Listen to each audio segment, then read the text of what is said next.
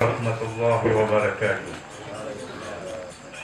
Bismillah, alhamdulillah, wassalatu wassalam ala rasulillah wa ala alihi wa sahbihi wa man wala.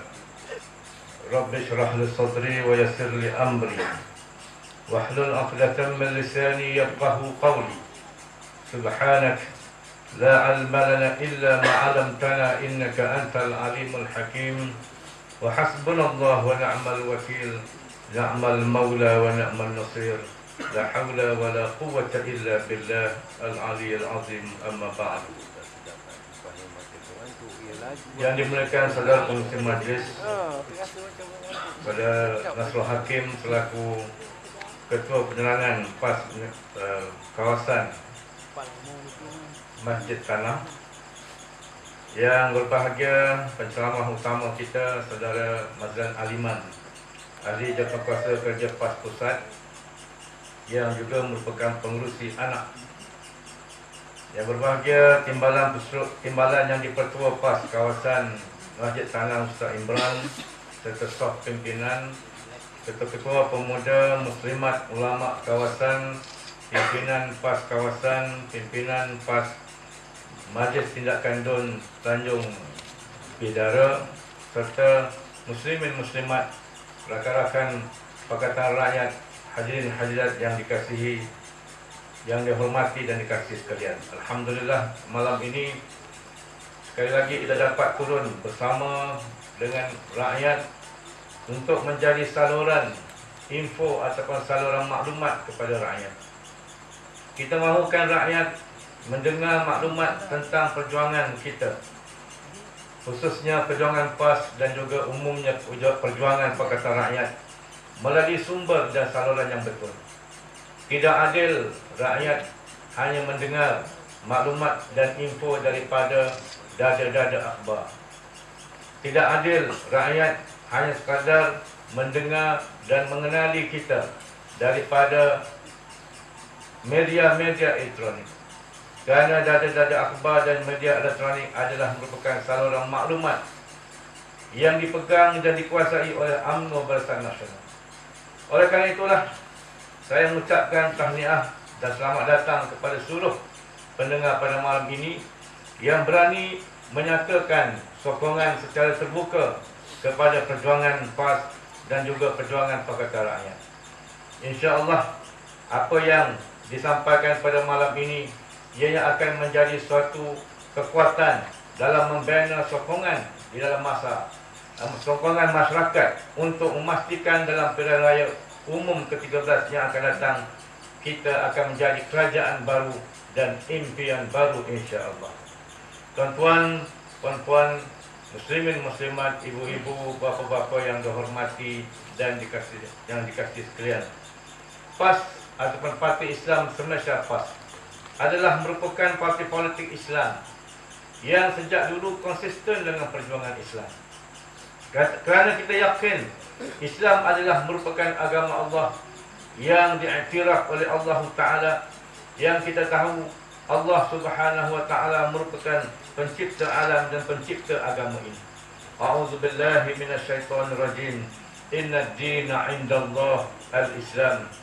Maksudnya sesungguhnya din, yakni agama, cara hidup di sisi Allah Subhanahu Wa Ta'ala hanyalah Islam.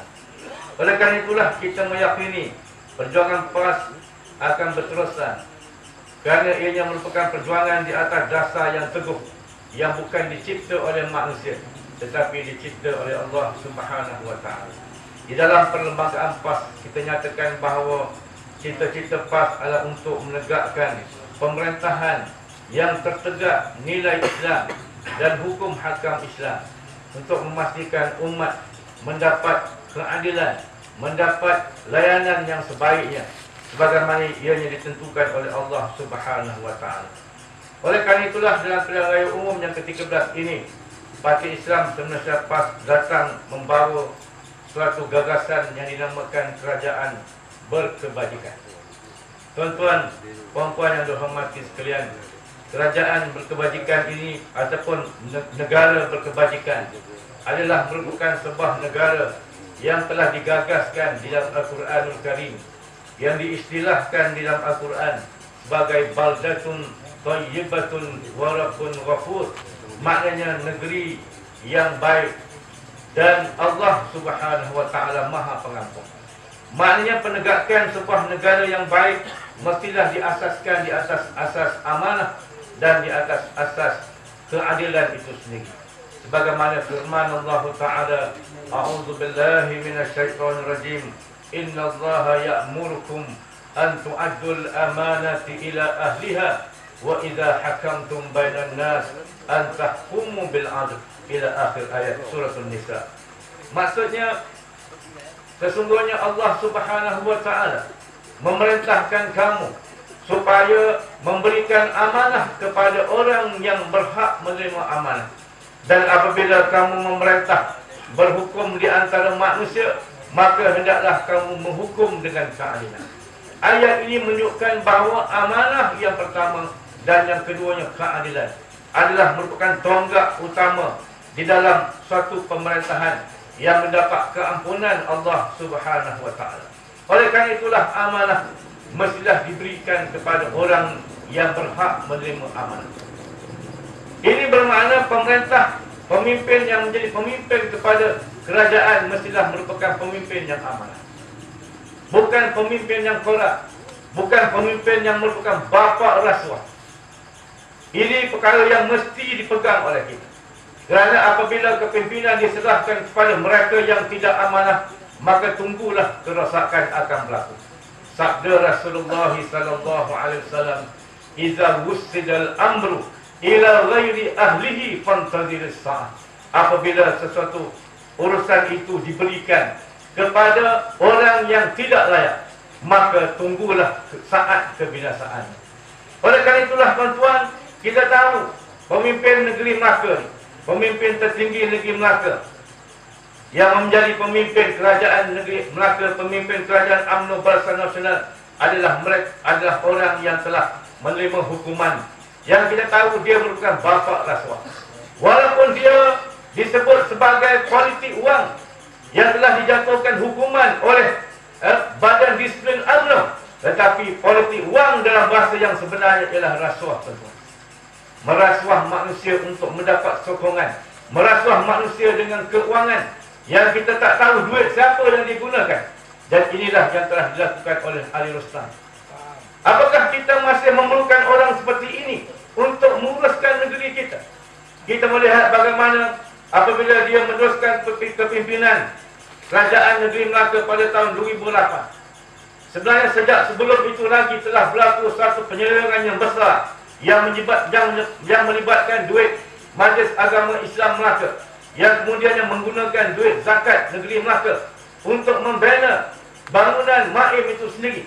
Yang kita tahu Maim pengusinya siapa? Pengusinya ialah Ali Rustam itu sendiri. Bagaimana boleh Maim menyerahkan duit lebih 10 juta kepada satu syarikat kecil untuk membangunkan bangunan Maim pada tahun 2002. Kemudian tanah itu kemudian menawarkan sebidang tanah untuk dimajukan oleh syarikat tersebut. Tiba-tiba bangunan Maim yang diberikan kepada syarikat tersebut tidak dibina. Duit yang diberikan digunakan untuk membangun tanah yang ditawarkan oleh Maim. Sedangkan bangunan Maim tidak dibina. Tanah itu boleh dipecah-pecahkan beberapa lot untuk dijual kepada orang lain. Bagaimana boleh dipecahkan? Siapakah yang boleh memberi tanda tangan kepada soal pemecahan lot kalau bukan pimpinan yang tertinggi kerajaan? Kemudian apabila syarikat itu tidak membangunkan bangunan Maim, sekali lagi Maim menggunakan duit zakat yang disebut oleh Mufti Melaka sebagai lebihan zakat untuk dibangunkan bangunan Maim yang sekarang tersegam indah di hadapan Masjid Al-Azim yang berharga lebih 13.85 juta, tuan-tuan, yang diambil daripada duit zakat.